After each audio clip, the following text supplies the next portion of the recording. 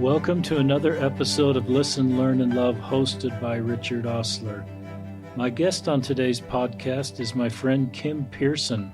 He is calling in from Oregon. Welcome to the show, Kim.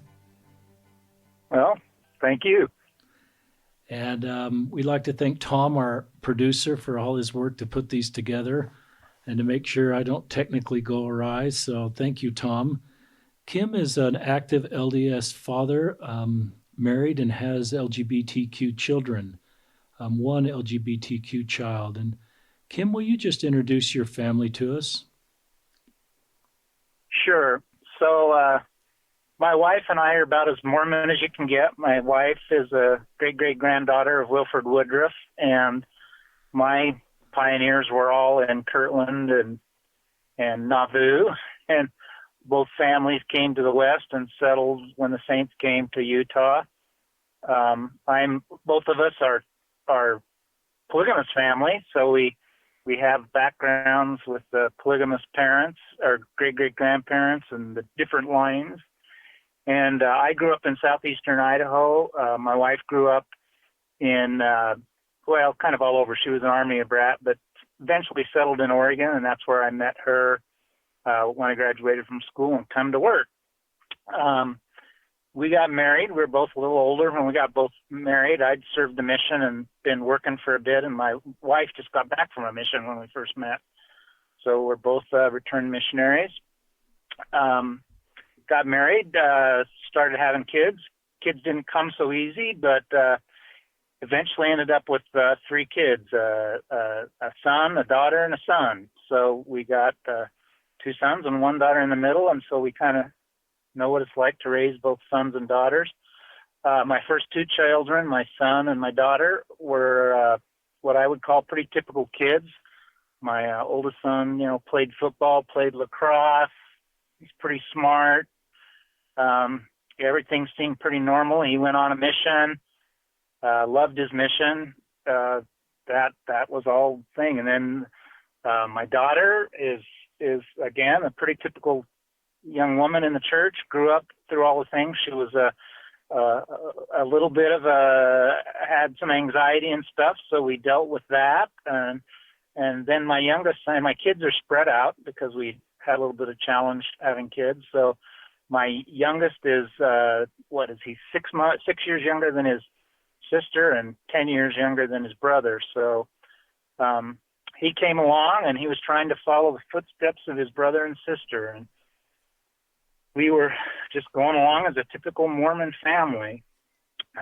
Then when we were on a family trip to Hawaii in 2013 during spring break, and my then 12-year-old son one day told my wife and I that he thought when he got back from the trip he needed to see the bishop, and we had no idea what he was talking about, but we thought, oh, well, maybe typical, young teenage stuff.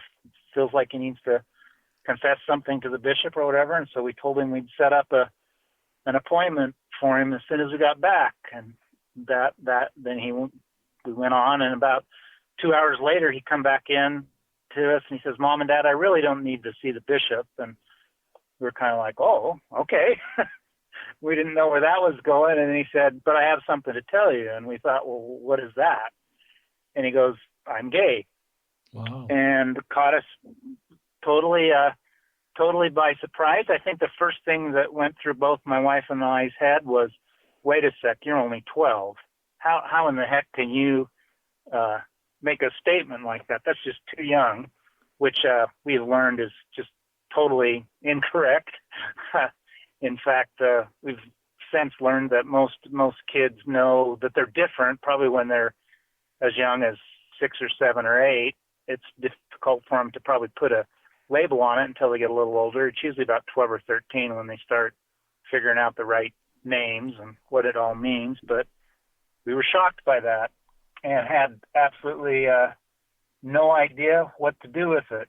My wife and I told him we loved him, and okay, we were going to figure this out. And we went. I remember my wife and I going into our bedroom on vacation and getting down and praying, and we both just really strongly got the feeling and answer that we were to love our son and not try to change him. And we didn't really know what that meant. We know what the love part, but what did the not try to change you mean? Came home confused, not really sure where to go next. Started looking around. We were both familiar with the internet. Something that had been, we didn't think it was a blessing, but turns out it was, is my wife's sister had married a transgender man about a year earlier, and that had caused some, not issues, but it definitely had opened our door a little bit in my wife's family as we tried to negotiate that one and figure out what that meant. And we're still trying to decide whether that was really something right and correct in our Mormon minds. But anyway, so that kind of, as he comes up with, they were probably some of the first people we turned to, because we knew that that my brother-in-law had previously identified as lesbian before he'd realized that he was transgender. And so just asked them for some guidance, direction. Did they know anybody? Did they know anything? And they had, my brother-in-law had been attended affirmation, so he gave us that as a reference point. And they also told us about different things they'd been reading about on the internet and gave us some sites to go look. And like I say, this was early 2013, which at the time when we went out and started looking, there was really nothing. There was Wow. there was just there was lots of discussion about gay marriage and things like that, but as far as the church went, there was just nothing, and we were really struggling. And fortunately, at the time, we went to a PFLAG meeting because thought, well, here's something. And my son had been growing up as a Mormon. He still has those values and sensitivity, and a lot of the stuff that was out there for LGBTQ youth at the time kind of dealt with those that had been cast out of their homes or were on the fringes or treated pretty badly. And as we tried to go to some of those groups, but they just didn't fit. It was kind of a different demographic of kids that were, like I say, either abandoned, kicked out of their home, totally not accepted. And, that's definitely a need, but it just didn't meet our needs, because we knew at that time that we loved our son and that there was nothing wrong here. We just had to figure out how to deal with it. And we looked to the church. We right away we set up meetings with the stake president, with our bishop, with young men's leaders, and let them know, here's what we're struggling with. What can you do to help us? And unfortunately, we quickly discovered the church had nothing for us, and that was hard to understand. And I think our stake president was really concerned about us because he arranged for us to meet with a member of the First Quorum of the 70 who came to our house, and that was an interesting experience. Started out telling us what we needed to do, and I stopped him and started asking him a few questions. The one that I remember the most basic was, okay, my two older kids have all these good examples to look to in the ward of people who are in heterosexual relationships that have successful lives and are happy and married and raising kids, and it's just a really good pattern. And I feel very comfortable, pointing my two older kids in that direction. Where's the example inside the church for my gay son? What can you point me to? What can you help me with? And when I asked that question of the quorum, the 70 member, he stopped kind of the direction it was on, and I could tell he thought for a second. He goes, well, there's not really anything. And I said, well, how can that be? How, my son's not the first one. You really don't have anything? And he said, no, I'm sorry. I don't know of anything to point your son other than just keep the commandments. And I kept asking, well, what does that mean? What is he supposed to do? How does he succeed as a young Latter-day Saint who happens to be gay? And he had nothing for us. and that became really hard. So I mean, going to church on Sunday was incredibly painful as now we had a different lens. And as you heard the discussions, you realized that for a gay youth anyway, that there was everything that was being said on church on Sunday that was so affirming and supportive of those who are heterosexual and gives them a direction in life, just makes a gay youth feel totally outside of things. Just like, where am I at? These people just, where's my place? There is none. And we could just see our son quickly over the next year lose all, the excitement about the church that a lot of young kids have, and, wanting to get prepared for missions and stuff. That just all changed and went away as he figured out. And I have to give him credit. He really tried to figure out a way to make the church work. He went to the bishop without even asking us at a young age and said, gee, I don't feel comfortable in Sunday school classes and deacon's quorum. Could I maybe, work in the primary and help with little kids? I like little kids. I would love to be, help a teacher. And our poor bishop, he's a pretty by the book guy, and he just, no, you can't do that, and they just didn't know what to do with him.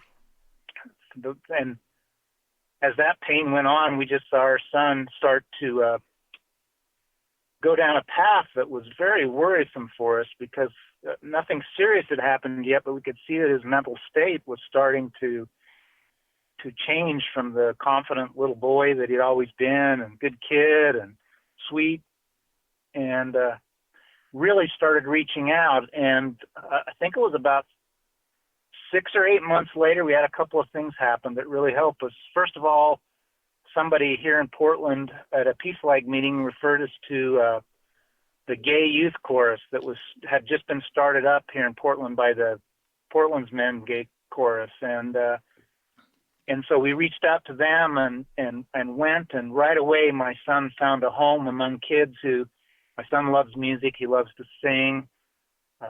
He loves singing masses and things like that. It's classical stuff. And he went to that Gay Youth Chorus, and like I say, he just kind of found some people that were his tribe, and that really helped.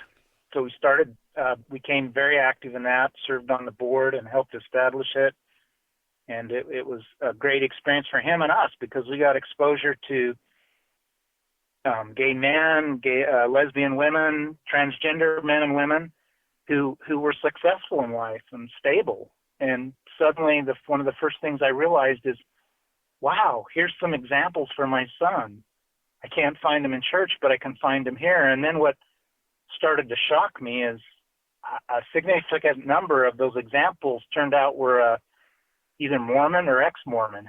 And wow, that was an eye-opener for me. I found out that Portland had been a popular destination for years for those who are LGBTQ that had grown up in Utah or Idaho. They would come to Portland or Seattle quite often as they grew older. And but anyway, so that turned out, and then we got referred to the Montgomerys. I don't know if you're familiar with them or have met them, Richard. Yes, Wendy and Thomas. Wendy and Tom, and my wife reached out to them, and they had just barely formed Mama Dragons, and that spoke to my wife's soul, and she became a fierce Mama Dragon. I don't know, there was maybe 15 or 20 other ladies at the time, and so that really gave her a connection and support, which was nice. But that's Mama Dragons, and kind of still left me hanging. But then quickly after that, Wendy, I think it was Wendy, referred us to a group that they were just starting up called I'll Walk With You. And Walk With You started out, the first parts of it were videos that different active members of the church families did about how they would walk with their LGBTQ loved ones. And as I watched those videos, they were really powerful.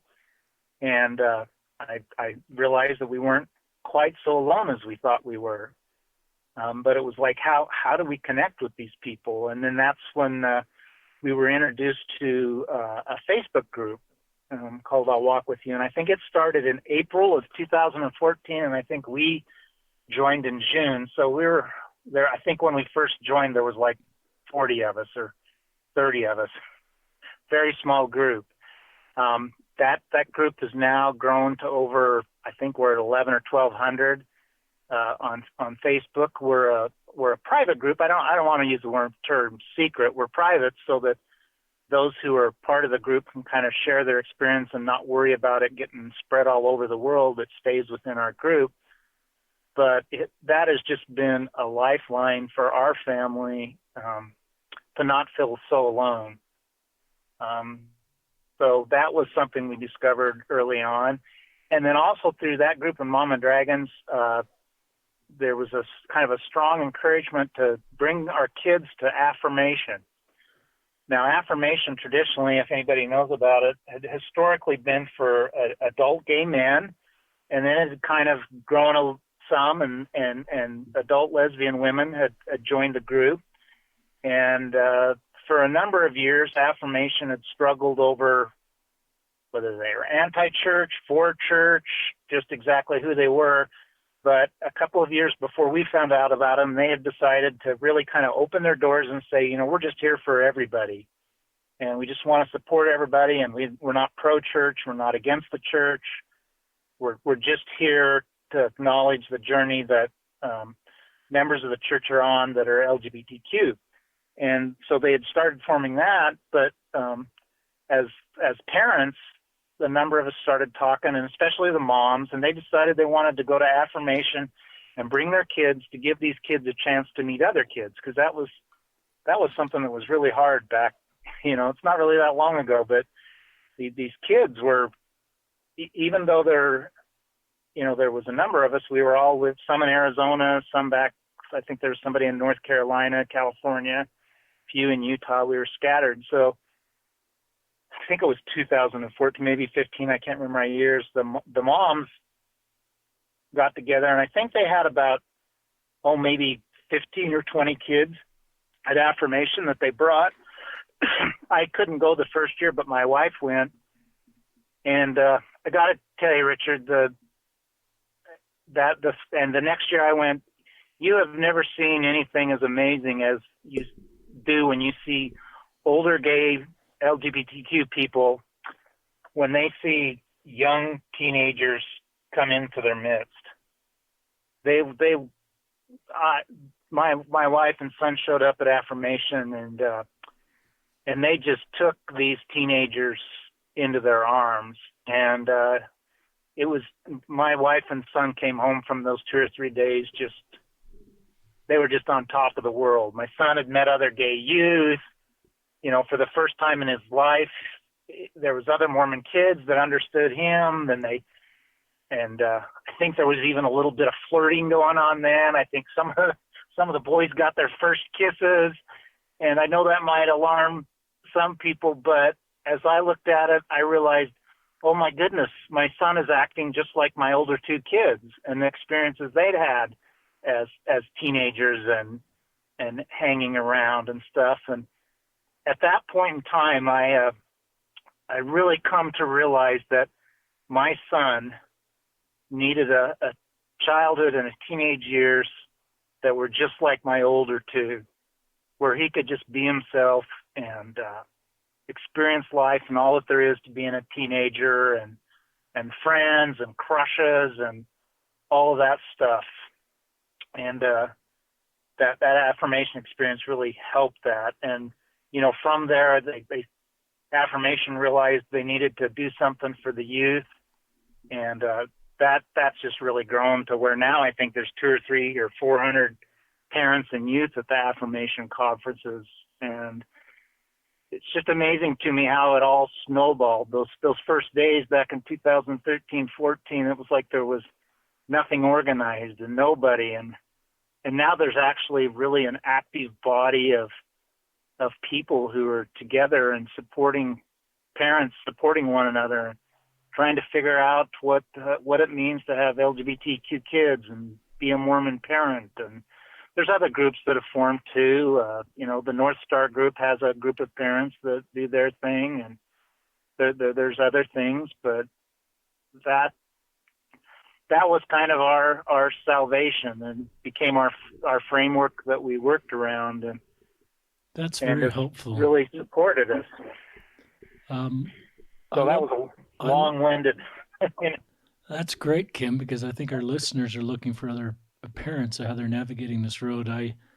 You said something that I recognized I was asking 8-10 years ago. I remember thinking for these LGBTQ kids that there are no role models. I don't know of, and there are more, but sort of, gay people, if they want to choose a path that's in our church, and I invite everybody to do that, recognize that some won't, and choose a different path. But for those that want to stay in, there's very few examples of people that are older that sort of have a path for them, and they can see and mentor and see their path. So I agree with you.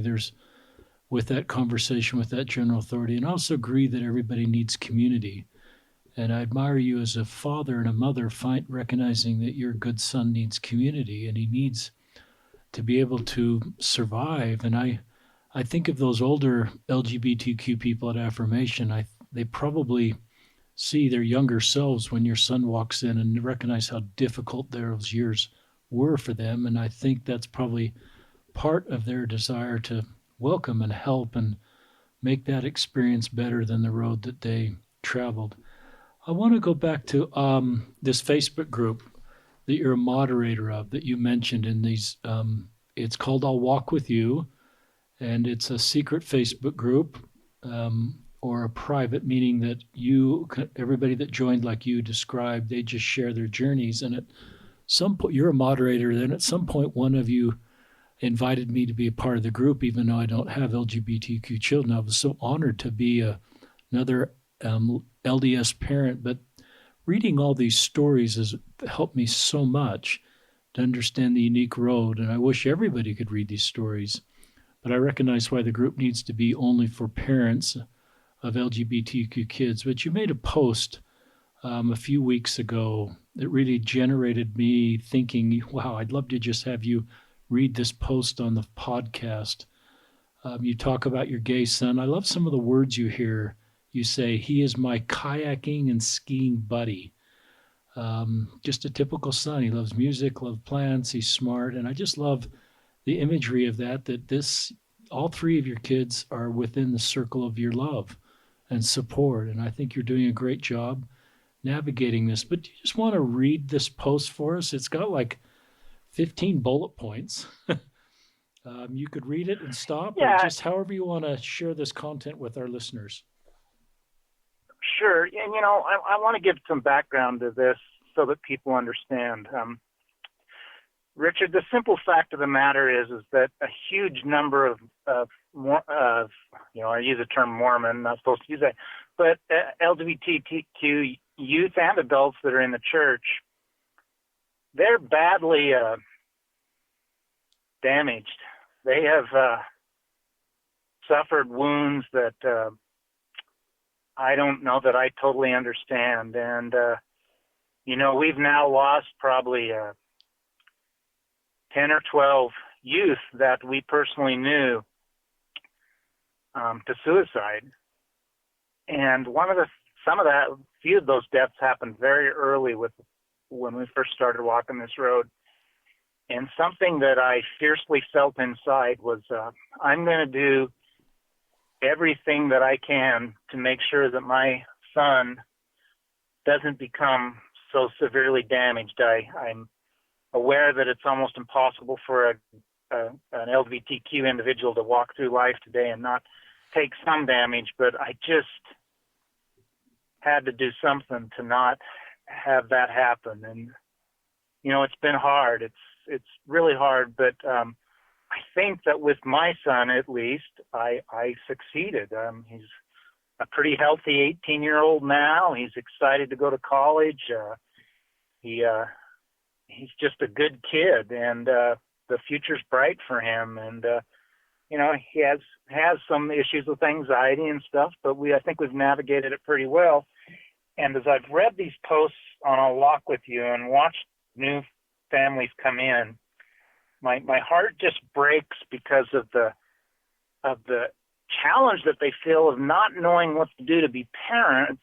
And the fact of the matter is they do know, but the dynamics of being a member of the church and some of the rhetoric and cultural beliefs that we have make it really hard for a parent to believe that they can be a good parent to an LGBTQ youth. They're just, at first it's so frightening and wondering what you do. You hear the phrase over and over again where people say, well, do I have to choose between my child and the church? And I don't believe you have to choose between your child or the church. I just believe you have to learn to live with some ambiguity and some uncertainty and some things that clearly aren't right now, but I don't know what the clear answer is. So that's kind of what generated this post I put, is I wanted to just share my experience, and it's just my experience. I'm not an expert. I don't know everything, but this is how we did it. So I'll go ahead and go through these things. And these are just things that I sat and pondered and thought about, were the ones that I could come up with that seemed to be real important to how my son had done in his teenage years. The first, as I said, I've already mentioned, is my son was 12, and that's not too young to know you're gay. If a child tells you that they're gay, transgender, lesbian, queer, there's a lot of terms nowadays because we've learned that sexual identity, sexual attraction is much more fluid and broad than we ever thought. I would tell a parent, never question your child's statement. Never think that they're too young or that just can't be, and never tell them that. Never tell them, oh, you're too young to know that, because that's the first step in damaging your child. If they come to you with comments like that, I would think at best I would say accept it, they're really correct. But if you can't accept that, don't tell them that they're wrong or maybe it'll change with time. I would just tell them that, okay, let's walk this and figure out and take time. But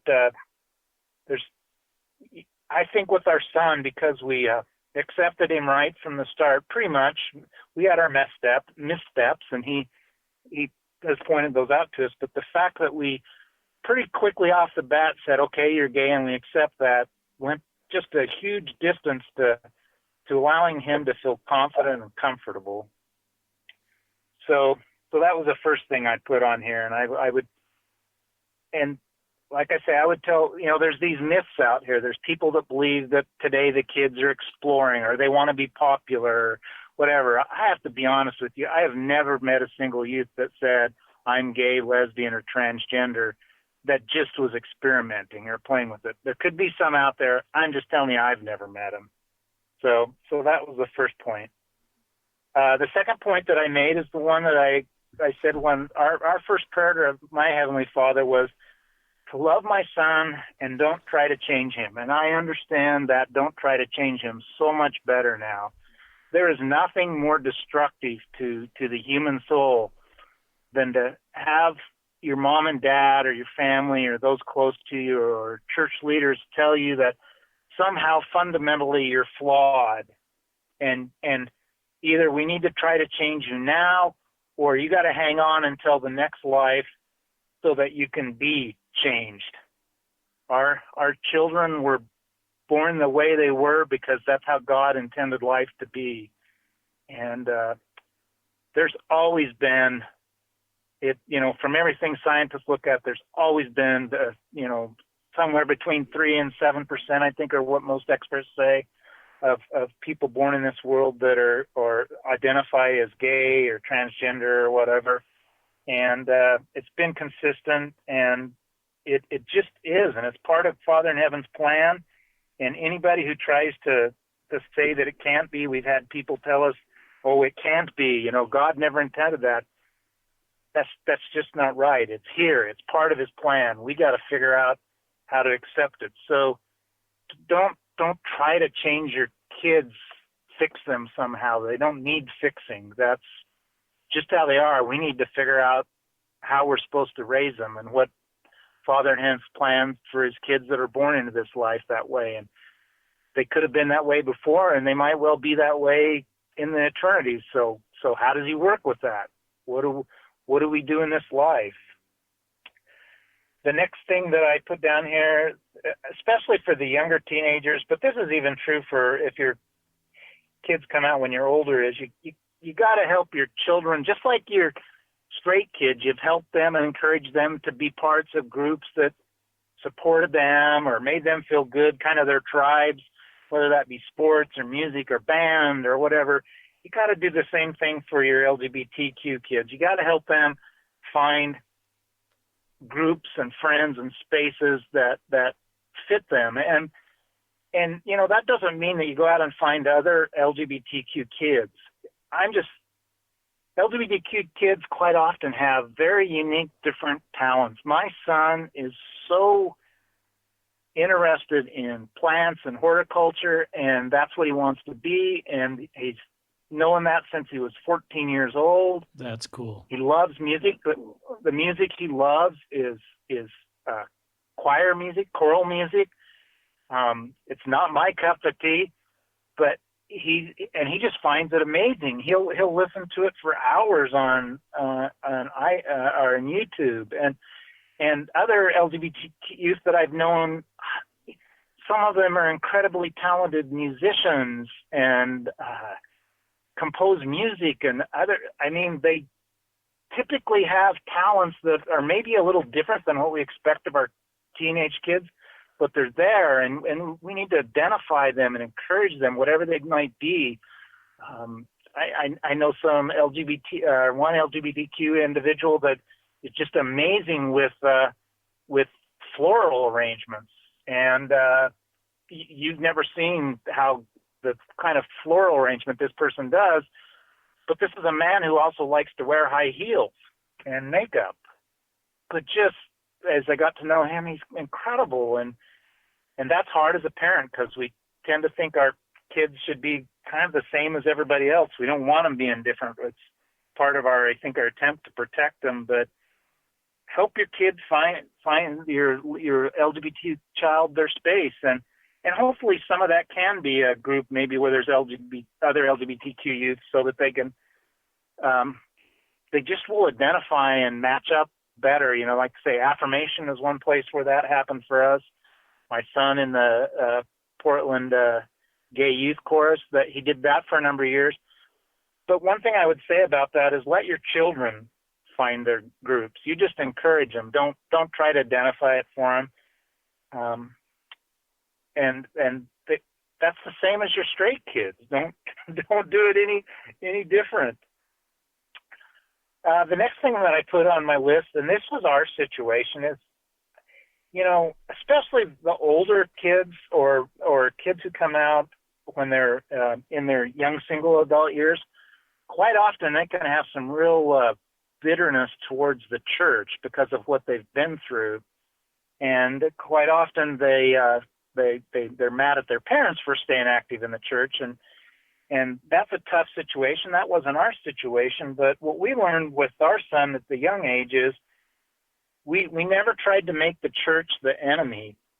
We met with leaders, and it was interesting. Our son went with us when we met with our stake president, when we met with our bishop, when we met with the general authority, and he had his own things to share. And after we met with them, we tried really hard not to make it out to be, oh, they're bad, or those men don't care, or whatever. We just were honest and said, gee, it just appears that they have no answers, but we could feel their compassion. They were all, compassionate. It wasn't like they rejected us.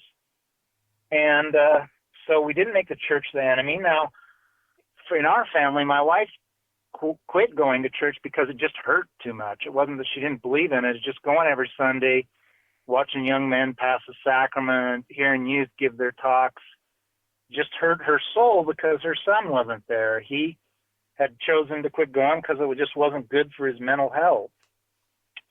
But we let him always be in charge of what he wanted with church. If he wanted to go, he could go. If he doesn't want to go, he doesn't have to go. And when he was younger, a couple of times he said, okay, I want to go to church. And then halfway through church, he'd come and get me and say, Dad, I can't handle it anymore. Can you take me home? And I'd take him home.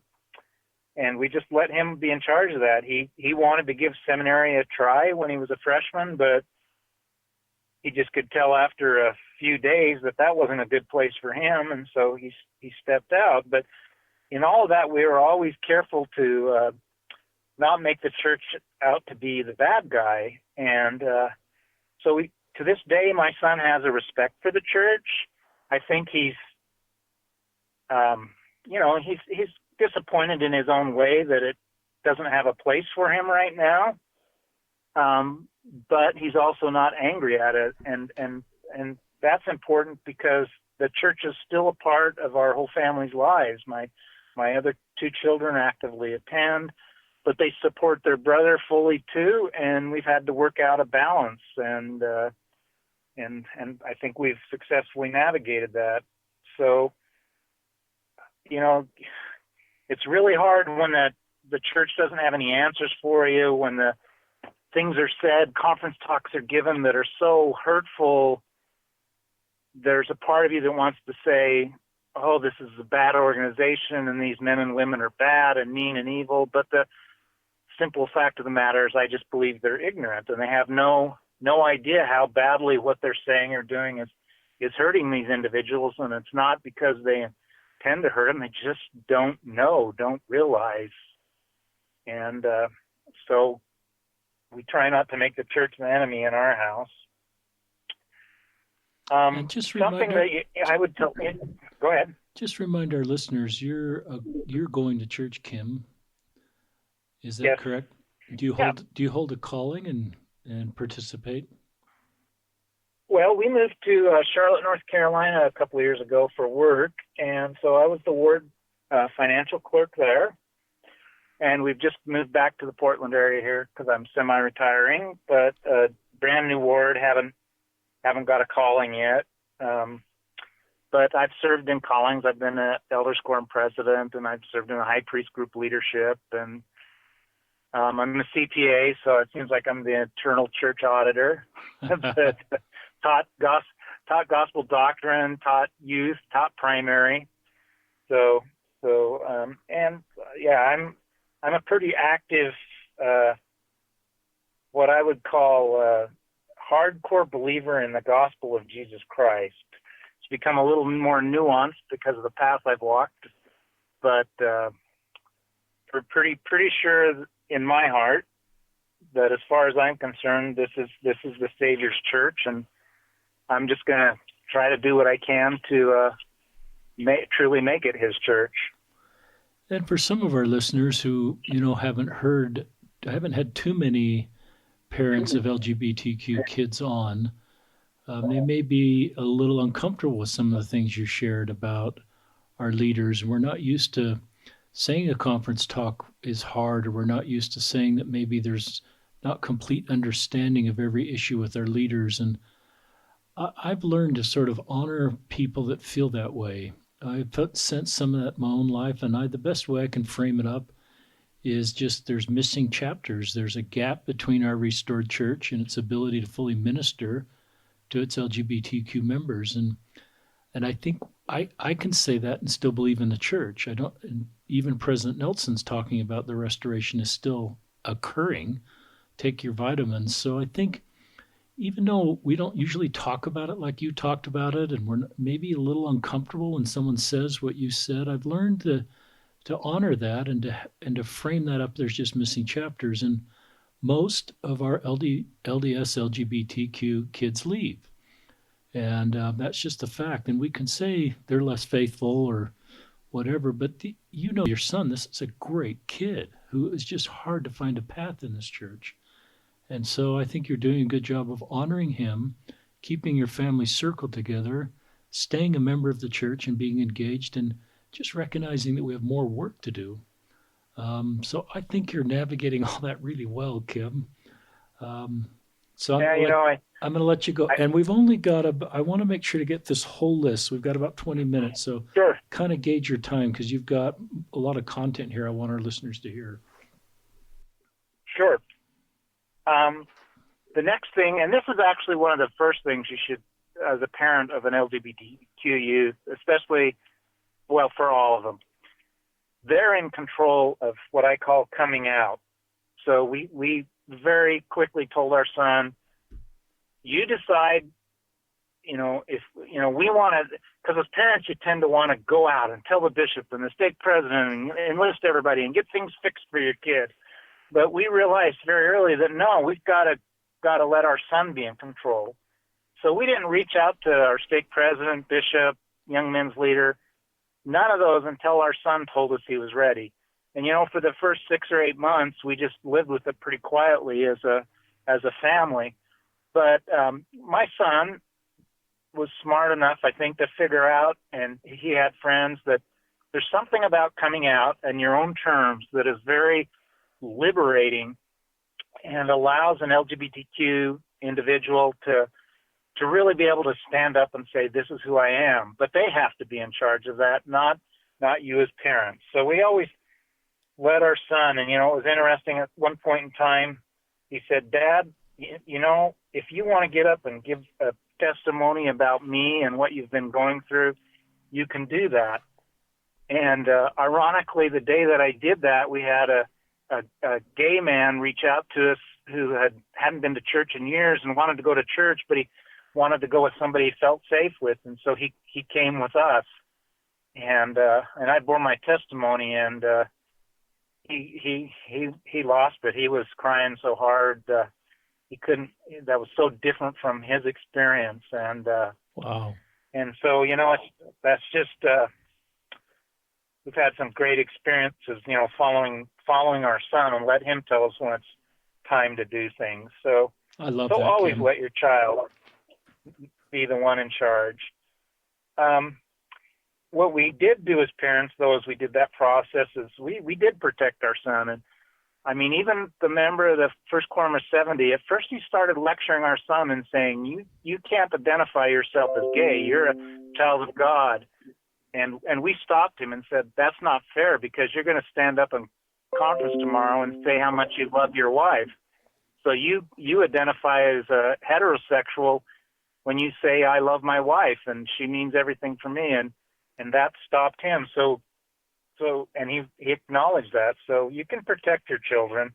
Just don't try to drive the boat. Just protect them. Another thing we learned very quickly is you cannot forget the rest of your family. If you start focusing totally, and it's very easy to get sucked into totally focusing on your gay child, because the needs are so great. Once you start finding out how bad those who've been traumatized, and I think, Richard, you know this because you're putting a lot of time and effort into this. This is an area that really cries out for help and compassionate voice and everything. And it's really hard in the family setting to suddenly let the gay, as we call it, dominate your life. And at first, we probably, maybe for the first year or two, did that a little bit too much. But even our gay son one day told me, he goes, Dad, can we just forget about me being gay for a week or two and just do normal family stuff? And that was good. And that's when I say he's my ski buddy and kayaking buddy. Well, he's got a brother and a sister who are my ski buddies too. And we did some ski trips and we did family vacations where we just normal stuff. And my older son got married at this time, and we put all the time and effort into a wedding and focusing on that. And it just don't forget the rest of your family. It's just there's wisdom in what we've been taught as members of this church, to have balance in your life. It applies in this too. So, but don't be afraid to make it a part of your life. So, we go to affirmation conferences. We attend affirmation groups here in Portland. So yeah, we have the gay thing going on, but we do other things too. So that's a piece of advice there. Let's see. Just trying to go through my. Okay, this is good for parents. Because the whole LGBTQ issue is misunderstood, and for many members of the church, they just can't believe that God would ever allow this to happen or whatever. You get some really interesting, hostile, not meant to be hostile comments that can just blow your mind. And, we had a member trying to convince us that something obviously happened to my son in the uterus or in gestation that caused him to be gay. And this was at a restaurant. It's sort of like, why are we having this conversation? And, where are you getting this from? And I could tell it was just that individual's attempt to try to understand this issue, because it couldn't be anything for Father in heaven. It had to be some other cause, and we've had individuals, tell us we're going to have to really watch our son because he'll be a pedophile, because all gay people are pedophile. And the brother who told us that, very sweet individual, kind, but just totally no understanding. And we had to, I think I lovingly corrected him, and those things are going to happen. And because they're going to happen, it's awful easy to let those things make you really angry, or view other members of the church, or true blue members, if you want to call them that, or true believing members as the enemy. But they're not. They're just ill-informed and just don't really know what they're talking about. And you got to be prepared for that. And it's the same thing with the talks that are given. We forget that general authorities are just humans like the rest of us. For years, general authorities said the blacks weren't getting the priesthood because of what they'd done in the pre-existence, or they were the children of Ham, or whatever, all these silly excuses that now we know were just wrong. But those were given by the first presidency, actually, back in the 40s and 50s. So as a parent, that's always been part of the church. We have beliefs that change over time. We don't like to admit that, but they do, because we don't fully understand. So be prepared for, and they can be angry. I mean, you can have people tell you you're going to go to hell because you're supporting your child, or you went to a gay wedding or whatever, and I guess you have to develop a little thick skin. And I think the only way that those are ever going to go away is by being loving and patient and not responding hostilely. We talked about the good adult role models, and I'll just caution parents right now. I have found, you're in Utah, maybe you know them, but I don't know any. I've asked, and nobody has been able to give me a gay man, there are a few lesbian women, but no gay men who have lived totally celibate lives, active in the church and happy. Nobody has.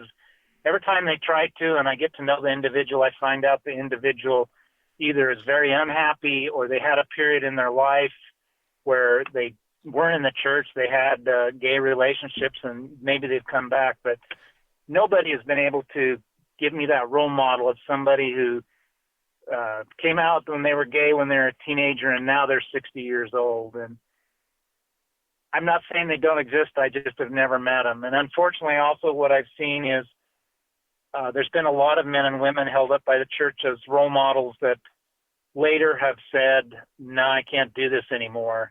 And they don't. And the church is pretty quiet about taking their stories off of websites or whatever. But if you're in this environment, you're going to know about that. It's not that big of a world, and we know about these things, and we know of these individuals that were held up as examples and then later said they couldn't do it anymore. And so as we've looked around, I'll be honest, the most healthy examples we've found are individuals in either gay marriages or lesbian marriages and relationships that have been around for a while, and they're doctors and lawyers and firemen and teachers, and a number of them have kids that they're raising happily. And I know that's scary maybe for a lot of people, but they're the best examples. They give the best advice to my son. I mean, they can talk to my son about things I just don't know about. I'm not gay. I don't know that perspective, and they have been the ones that have given him the really sound advice, of how to be happy. And I remember one individual who actually started "I'll walk with you," and he was taught my son, don't throw the baby out with the bathwater. The fact that there might be some things in the church you don't agree with doesn't mean that all the church is bad. And he was the one that really helped my son to understand much of what's in the gospel is still relative, and it's still relevant, and it's how you be happy in life. And my son was a lot more, I mean, we could say that and it had a certain effect, but the fact that it came from a gay man in a stable relationship that was happy, he was a doctor, that meant a lot to him. So you got to find those role models, and you've got to be careful. Go ahead. I agree with the role models. I do feel a shift of more people that are out and able to stay. I don't want to prescribe that path to anybody. I think everybody's got to self-determine the right path for them. But in the last 6 months since I've been doing these podcasts, I have connected with more, and we've done more podcasts and they're right. You're probably, I don't have anybody, I do know a few that haven't done podcasts that are in their 60s, but there's not too many. But I think if there's a possibility in my mind that as we create more community that you can belong and be out and find the sort of support that is hard to find in the church is of being out and having community, being out as identifying as LGBTQ, but this group that really wants to stay and finding more resources and community to stay, more other people that are trying to stay, more wards, particularly these YSA wards that you can be out and post mission and find more community there. So you know more about this road than I do, Kim, because you've been on it and you've lived it firsthand. But I do wonder if there's a little bit of a shift there where there's more ability to stay just because there's more community. Anyway. Well, that's what I'm longing for. I'm hoping for, and I see evidence what you're talking about a little bit in the Utah area, because there's just such a high concentration. But boy, I came from Charlotte, North Carolina the last couple of years. That's a good point. They're hostile there. We tried to start an affirmation group, and if anybody would even admit that they were gay or transgender or whatever, they would not. I mean, out in places like that, it's. Ooh. So I hope for that. I hope because the kids need, especially the young teenagers, they need a role model.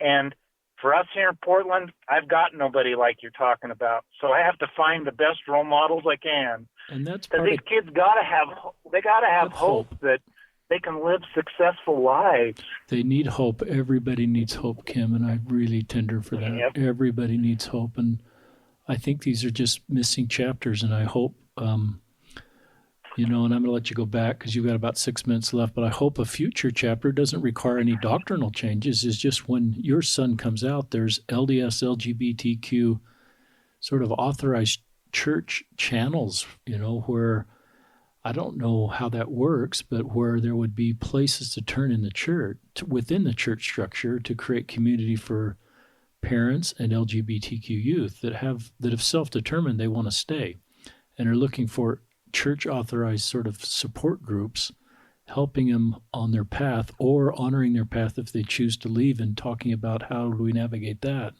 and how do we keep the family circle together. So I hope we can do more of that, but I'm going to send it back to you for 5 or 7, 10 more minutes of your great list here, Kim. Okay. Well, the last things I'm going to talk about are might be the hardest and maybe a little controversial, but I can only share our experiences. So my son, when he was 15 years old, had his first crush, and and uh, had a young man that he had a crush on, and he wanted to go a date on, and when he brought that to us, we thought long and hard about that, and the answer that we came to, as our answer was, is we were going to treat him just like his brother and sister. So we told him, there's no issue with you having this crush on this young man, but we don't want you to start dating or doing anything serious like that until you're 16. And sure enough, when he turned 16, him and this young man started dating, and we encouraged him to say, okay, it's just like your brother and sister, and just like they brought their dates over to the house and watch TV together, you're welcome to bring this young man over and watch TV or talk, or we want to get to know him. And that was a little odd at first, to see my son sitting on the couch holding the hand of another young man. But I'll tell you, my son became more confident about who he was and relationships, because he quickly figured out after 3 or 4 months that this was just a crush, and it died, and they each went their separate ways. And he's actually had a few boyfriends since then, but he's learned that there's more to relationships than just the flutter of hearts and the crush thing. And had one young man that was just a really good young man that he dated for a while, and then discovered that the young man was smoking marijuana, and he talked with him about that because he didn't feel comfortable with that, and he made the decision to end the relationship because he wasn't quite sure that that was the kind of person that he wanted to be with. And from that, we've realized that for our son to be able to make choices and decisions in life, we've got to allow him to experience the things that all of us experience, and how to develop healthy relationships. And and it's hard. I tell you, like I say, at first it'll feel so uncomfortable, but after, all we've seen is nothing but good from it. He's made good decisions, and because especially, you talk about how a lot of these kids decide to leave the church, and the simple fact is they just do. And the ones that'll come out when they're teenagers, if they don't have the opportunity to develop healthy relationships, unfortunately, quite often when they do decide to leave the church, they just enter into tons of unhealthy relationships, which lead to, as we all know, even worse things, and broken hearts and shattered dreams and shattered psyches. Because so let your kids develop normally, and we'll see how that goes with my son. And he talks about marriage. He wants to get married. He wants to have kids. He wants to be able to adopt kids, and we, quite frankly, we encourage that and say, if that's the path that you believe is going to truly bring you the most happiness, then we're here for you, and we'll support that. And we, just like our straight kids, we encourage them. We'll make sure you look for the qualities in a partner that you can build a relationship that lasts for this whole life on, and we're honest and frank about that. I'm just, Just a the comment last thing, I guess. Go I, ahead. the way I frame up what you just said is the principle of self-determination, or the principle of agency. And I think once a child feels like their path is into a same-sex partnership, then parents go, "Oh no, that's outside of the doctrine of our church." But I think it's appropriate to say, okay, if that's the path my child is choosing, then I'm going to help my child make the very best decisions down that path that I can. And if I cut them off, or if I do ultimatums, I think then you're right. I think a child is less likely to make thoughtful decisions on that road. So I think what you're doing is helping your good son make the very best decisions he can on the path that he is choosing for himself, that is the best path for him. I don't invite anybody to leave our church. I invite everybody to stay. But if someone's leaving, then I think what you're doing is appropriate. And I do agree that then you can help them find a better partner, or a better long-term relationship, because they're just in a better spot to make better decisions. So I think what you're doing is appropriate. And what do you do? Well, Sometimes I'll run across parents that, you know, are okay with their kid being gay, but they engage in such bad behavior that they feel like, if this were a gay child or a straight child, I'm really having a hard time managing this child. And it's not necessarily about him being gay, it's just about consistently violating family rules. What would you share?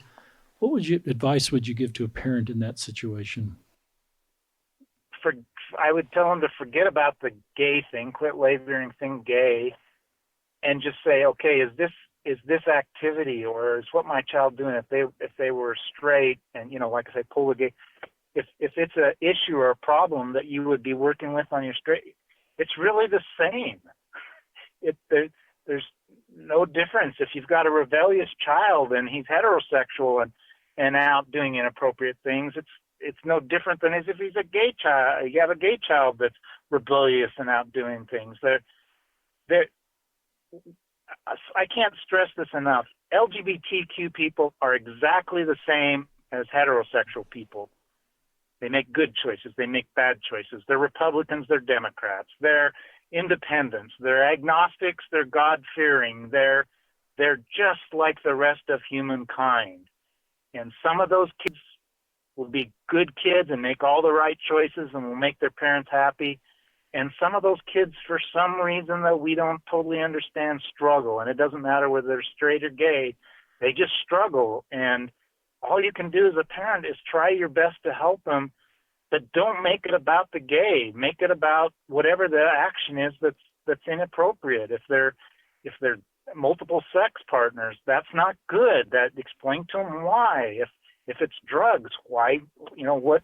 If it's pornography, whatever it might be, it's the same. Yeah. It's the same issues. Just don't make it about the gay. I like that. What would you do if the kid kind of puts, well, you're just hard on me because I'm gay, and it's really not about the gay? What would you advise? Because your point is that would be the same. That would be the same as the straight kid who says, well, you're just on me because my hair is long, or you're on me because I wear black clothes, or I dyed my hair orange. That's just typical, the teenagers that are challenges quite often. They know the buttons to pull with their parents, and so they'll pick the thing that they know maybe is a sore spot with their parents, and they'll say, oh, that's why you're doing this. That's why I'm saying it's treat them the same. It'd be just the same as if they're saying, oh, you're just on me because I have long hair or because of the friends I hang out with. They're just picking the thing that they know is the tough thing. Sounds really helpful, Kim. Any closing thoughts you'd like to share with our listeners? And thank you so much. I'm glad to be in this group, and I'm glad for mentor parents like you and so many others that have kind of helped me understand this space. Well, the last thing I'd like to share with people is, this comment about, I've had so many people who tell me, well, how do you stay in the church? And why don't you leave?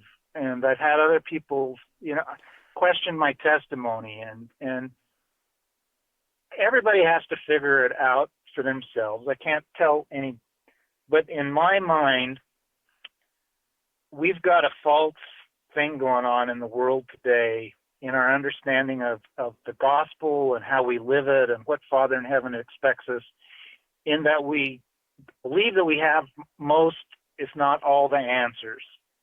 We don't. There is so much we don't understand. And to try to say either the church is not true because of this, this, and this, or to try to say the church is true because of this and this and this, I'm convinced that either one of those arguments, for any one of us, somewhere in there, we've got some incorrect beliefs or misconceptions, we're just flat out wrong. And I would just encourage people, what I try to do is say, what are the things that bring joy and happiness? What are the things that bring peace? Because if something brings peace and joy and happiness, that's not something that's evil or wrong or anything else. Now, if something brings you uneasiness, if it brings heartache and sorrow, that's probably wrong. And just be honest about that.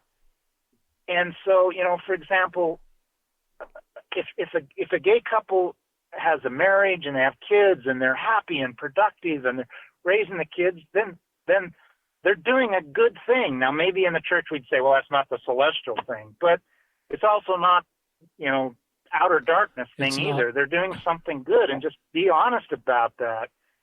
And when I look at the gospel, the fact that, for me to have a being I have a personal relationship with, who's real, and I view that as both my mother and father in heaven, that resonates with me as something that's good and right, and the fact that the teachings in our church or what general authorities say right now don't resonate fully with me. Some of the things they say, okay, I'm gonna put that aside. Some people call that putting it on a shelf, but I'm not putting it on a shelf. I'm just acknowledging that, okay, I don't agree with this, but I'm also not omniscient myself, so maybe they are right. We'll wait and see. I'm just not going to let that thing that I don't agree with make me abandon things that are good or helpful. And so, the church has so much in it that's good, and so many good people are trying to do the right things and do good things, and the leaders of our church are good men. Be honest about the fact of how much they sacrifice in their lives to help. And yeah, we got issues, and we got to, we'll figure them out. But we have been doing that. I mean, we move along the path, and it's the same with your gay LGBTQ children. We really don't know a lot about that, or what that means, or where it comes from, or what it means in the eternities. But just let goodness and peace and happiness guide you. And if you feel peace and happiness going to church, go. But if it brings you sorrow and it's driving you insane, maybe then step back from it. If reading the scriptures bring you more peace, do that. For some people, maybe it is going to another church where the message about God is, kind of maybe toned down or watered or not so strict, and that makes them feel better. But the only way this world's going to get better is if we truly identify things that bring peace and happiness and are good, and are honest about that. And for me, that doesn't mean I have to abandon the church. There's too much good in the church, and there always has been things wrong. Church has always been a messy proposition. If there's one thing we learned from the Book of Mormon, is that the church could be strong one year, and a year later it was totally falling apart. And don't think that the leaders of the church back then were any less, faithful than they are now. It's just, there's a messiness to this whole life. And and this issue particularly is incredible messy, but just listen to your heart. And if you feel peace, if you feel good with what you're doing, that's a good thing for you. And if what you're doing is causing contention or uneasiness or sorrow or sadness, then it's not. And I think that's just a basic thing that God always taught us. And so as any family walks through this, cling to those things that bring joy, peace, and happiness. And if things are bringing contention, sorrow, pain, then move away from those. So that's great. Kind of what I'm trying to do. Kim, this has been such a helpful podcast from somebody that's been on this road for an extended period of time and has wrestled with really complicated things. And I love what you're doing as a father. And I love the love that's present in your family, and how that is the doctrine of our church, is family, and what you're doing to keep your family together and keep communication and honoring everybody and supporting everybody as they best choose their path. And I just think that's, at the end of the day, the most important thing we're doing. So thank you for coming on our podcast. I'm really glad that you shared your experience and how you're navigating these roads. And thank you, Kim. Thank you for all you're doing. It's interesting to me how certain individuals, and you're one of them, seem to people will listen to. So thanks for speaking up, because it seems like a lot of people are willing to listen to you. So thanks. Well, thank you, Kim, and thank you for joining us on another episode of Listen, Learn, and Love.